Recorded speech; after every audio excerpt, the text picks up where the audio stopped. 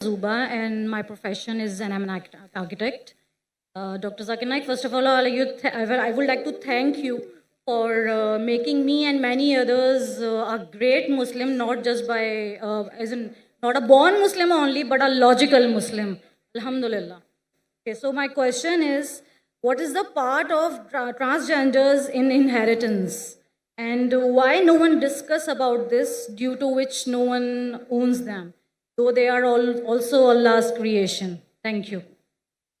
बहन ने सवाल किया है कि वो काफ़ी मुतासर हुई और काफ़ी इस्लाम के बारे में जानकारी हासिल हुई मेरे वीडियो कैसेट देखने के बाद।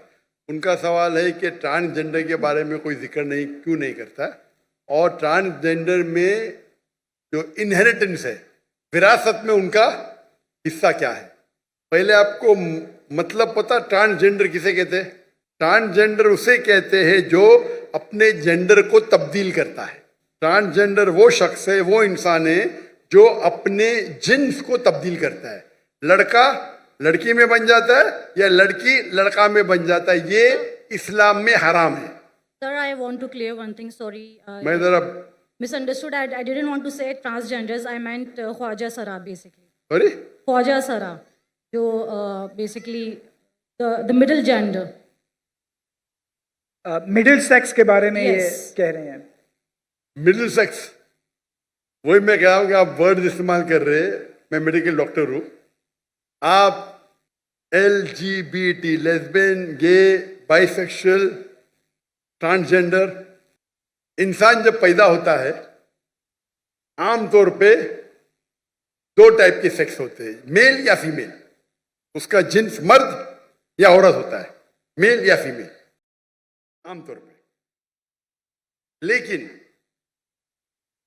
ट्रांसजेंडर मतलब एक इंसान बच्चा रहता है, उसको लड़की बनने का शौक आता है, बड़ा बन के लड़की में तब्दील हो जाता है। ये इस्लाम में हराम है।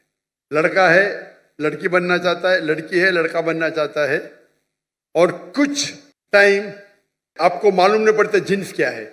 इसके अंदर से भी अक्सर it is done purposefully, like jeans को तबाह करते हैं, सेक्स के जेंडर को तबाह करते हो, ये भी खुद करना हराम है। हम जो कहते हैं उर्दू में छक्का, बराबर। आपके पाकिस्तान में क्या कहते पता नहीं, तो ख्वाजा सरा, छक्का ना, क्रिकेट का छक्का नहीं। जी आपने कुछ कहा? सर ख्वाजा सरा भी एक लफ्ज है जो हम यूज करते हैं, उनके लिए छक्का भी बहुत से लोग कहते हैं, बट आई हाँ नहीं, इसलिए मैं बोलता हूँ ना, उर्दू में आपने कोई लफ्ज इस्तेमाल कराएगा जो हाई फंडा हो। मैं नहीं जानता हूँ, मैं उर्दू मेरी कमजोर है। मैं लेकिन मेडिकल डॉक्टर और आप कुछ मेडिकल टर्मिनोलॉजी बोलूँगी तो मैं फट से समझ जाऊंगा। लेकिन हिंदी में जो कहते हैं वो छक्का, तो हाँ बोल, लेकिन क्रिकेट का छक्का नहीं है। और ये अक्सर जो होते हैं दे आर मैनिपुलेटेड, उनमें जिन्स तब्दीली की जाते हैं, they are not born that way. आप समझ रहे? ये किया जाता है, दे आर नॉट बॉर्न। कुछ शख्स ऐसे है जिसके अंदर बर्थ के अंदर प्रॉब्लम है, मैं जानता हूं, मैं मेडिकल डॉक्टर हूं, लेकिन उस बर्थ के अंदर भी टेस्ट करने से पता जाता है कि उसका डोमिनेंट सेक्स क्या है।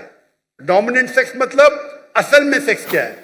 कभी कभी बच्चे ऐसे पैदा होते हैं जिसमें जिन्स जानना मुश्किल है, लेकिन टेस्ट करके हमें पता चल सकता है उसका डोमिनेंट सेक्स क्या है। डोमिनेंट मतलब ओरिजिनल सेक्स क्या है। तो इस्लाम में जहां विरासत है, मुझे पता है विरासत मेन मकसद नहीं, खाली फेंकने के लिए फेंक दे, लेकिन जवाब दूंगा मैं। वो फेंकने के लिए गेंद फेंक दिया, अभी सिक्सर मारने पड़ेगा ना, क्योंकि आपको ट्रांसजेंडर का मतलब पता नहीं, चक्के का मतलब, मैं जवाब दूंगा इंशाल्लाह। अल्लाह ने मुझे अल्हम्दुलिल्लाह हिकमत दी उतना। तो अगर डोमिनेंट जो सेक्स है विरासत के अंदर, लड़के को मिलता है लड़की का डबल हिस्सा वालिदैन को देने के बाद। सूरह निसा सूरह नंबर 4 आयत नंबर 11-12 विरासत के बारे में कई जगह लिखा है, लेकिन मेन जो कुरान की आयत है सूरह निसा सूरह नंबर 4 आयत नंबर 11-12।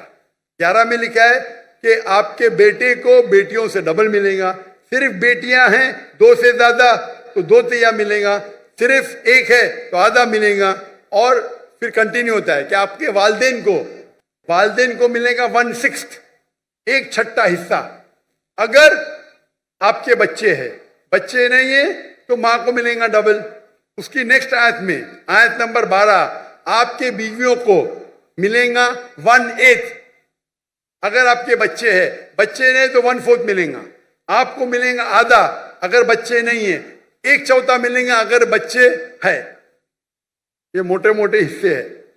आपका जो मेन है, लड़के को बेटे को मिलता है बेटियों से डबल माँ बाप को देने के बाद। तो अगर वो छक्का है, उसका डोमिनेंट सेक्स मेल है, तो उसको लड़कियों से डबल मिलेगा। अगर डोमिनेंट सेक्स फीमेल है तो उनको मेल का आधा मिलेगा। आपका जवाब हो गया? Yes, but again, why no one अभी discussed तो आपका सवाल खत्म हो गया ना। अब दूसरे सवाल की लाइन के पीछे जाओ। this? Okay, thank you. Yes, you are most welcome.